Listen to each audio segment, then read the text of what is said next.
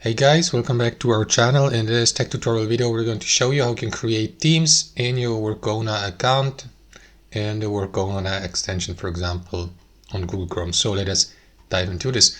So guys, navigate to Workona here on in your browser, and here to the left guys, and then in that panel to the left you will see the theme section. So click into it, or alternatively simply click into these three dots and select either a theme you've already created or click into new theme. However guys, in some cases, for example, for instance in my case it wasn't possible to create a theme with my account status, so I don't know if it will be possible for you. It depends pretty much on your account level, but as you can see guys, once you have created the given theme, it will appear in that list so that you may click into it and, for example, access the member list or add spaces to it, and so on and so forth guys. So depending on your account status guys, that's how creating themes on Workona works. Thanks for watching, hope you enjoyed it, got some value from it, and we'll catch you later.